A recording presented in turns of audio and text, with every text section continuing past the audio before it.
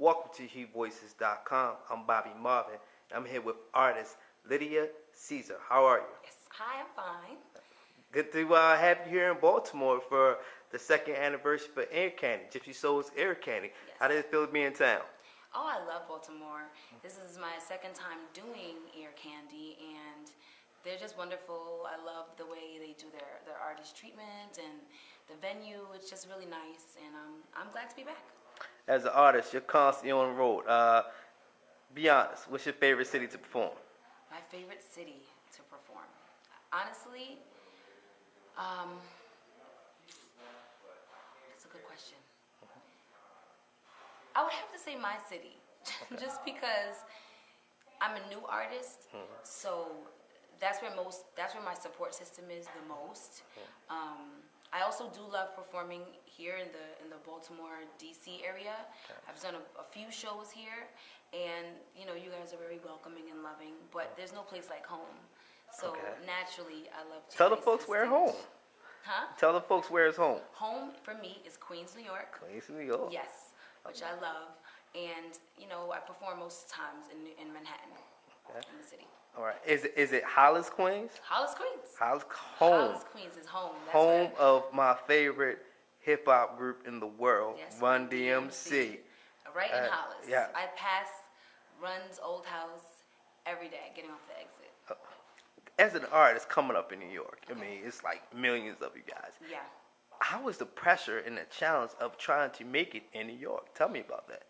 I wouldn't say, it's difficult, it's competitive, but what I have adapted as an artist is a mentality that says there's room for all of us, because everyone has a different gift, everyone's talent is different, and while people will compare you, of course, and it's just the nature of us as people to compare and look to our left and the right, I really try and put my blinders on and focus on Lydia, because I think that's when you make the best music. I think that's when you are your best artist, when you're focused on your craft and not trying to compete or compare with the people who are considered your competition.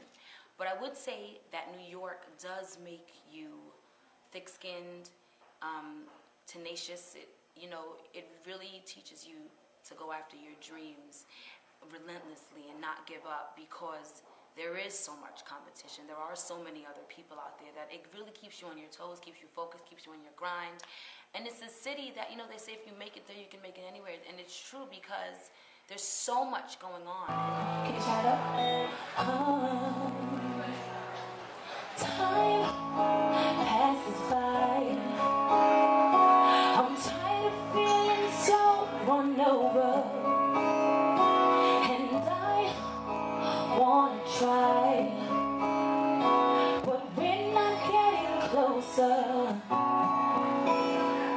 I have to know what's life without you, so goodbye. I'm taking a one-way trip to nowhere. I've got my bags packed for the ride. I'm not gonna stop until I get there. Tonight, tonight, tonight, I'm taking a one-way trip to nowhere. Destiny starts when I arrive. I'm not gonna Your stop. brand music, rock and B. Yes. Explain what that means. Okay. Rock and B is what it sounds like, a fusion of rock and R&B. But it's not limited to that. There's a lot of different elements in my music. Some of it is popish, some of it is more edgy, some of it is more soulful. I just like that name just because it's different. It will help you to remember who I am. It will set me apart from the rest. But the music is not crazy complicated or anything that you can't understand. It just sounds like, good music. And the music's very, very relatable. It feels good. It's just good, fun music, happy music. I'm a happy person, so I try to make music that reflects me. Not that some songs aren't about pain, of course. But if I had to categorize my sound, I think rock and B does it. Just pretty much sums it all up. reading your bio, it said one of the artists that inspired you was Tina Turner. And we all know she made the transition from soul to a little bit of rock in the 80s. Did that inspire you to do the same? Actually, it's funny.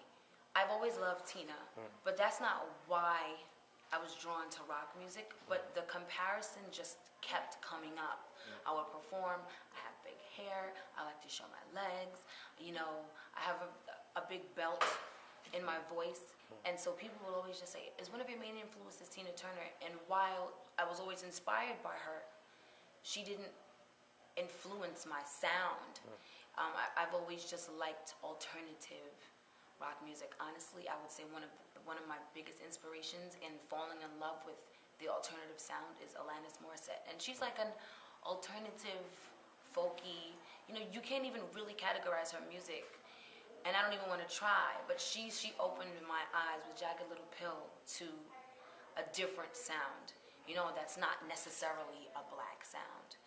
And, you know, I would say that's where, between her and Aerosmith, they really changed the way I listened to music. And I fell in love with that genre, alternative pop rock. Okay.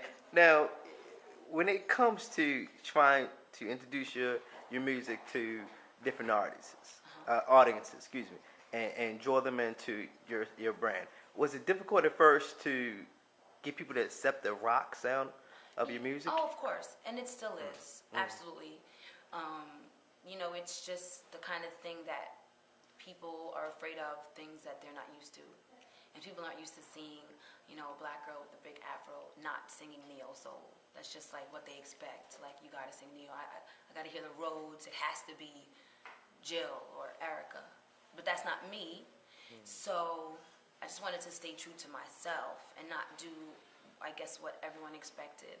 So yeah, I get some slack for it, but it's okay, because no matter what you do, people are gonna say something. Everyone's not gonna love everything you do. And you know, that's something that you have to know and accept as an artist early on, and just make sure that you're always happy with your product for yourself. Let's talk about the current music you have out now, Masterpiece and so forth.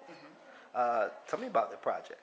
Okay, Masterpiece is a single I released, kind of like a buzz single. I released it for free. That is like my most pop sounding record to date. It has like a more pop rock sound than a rock R&B sound.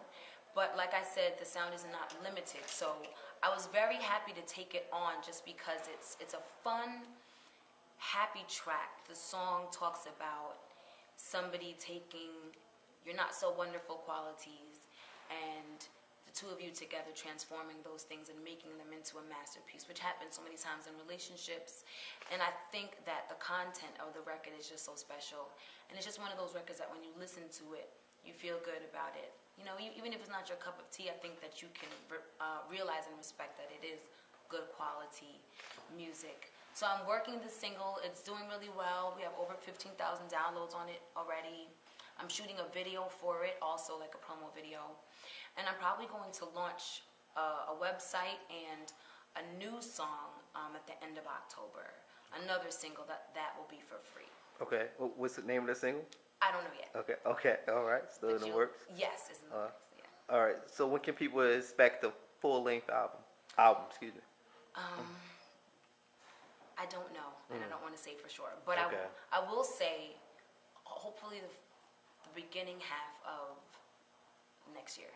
Beginning half of next year. Right. All right then. Well, that concludes our time. Yes. But please tell people where they can find your music and learn more about you. Okay. You can check me out on MySpace.com/Lydia Caesar. You can check me out on ReverbNation.com/Lydia Caesar. You can also download Masterpiece and read up on me on my my website, theSoundClashExperience.com. That's SoundClashExperience.com. You can check me out, and that's where you can get Masterpiece for free. And I'm on iTunes as well. My single on iTunes is called Summer Vacation. I know summer is over. If you want to kind of keep it going, download the song. It's a feel-good summer record, and that's on iTunes for $1. All right. Thank you for your time, Lydia. Thank you. And thank you for watching huevoicesdotcom, the greater reflection of you. Christianity. What you're judging for. A whisper she just can't ignore. Pregnant at 19, you thought that she would be perfect. Step back and look at this. Make a young girl wanna quit. She's tired of your stares. She tells herself she doesn't care, but she does. Her family is what she loves. Her father's the man she adores. The spotlight's never easy. She wishes she could close the doors. She grew up in those pews as a child. Sunday morning message made her smile. Daddy was the rock that kept them strong. And every time you see her, she looks fine. But sometimes she's hurting deep inside. The words people say can make you cry. Yeah. She was a daughter of a preacher. Be careful how you treat her. She might get on her knees and pray that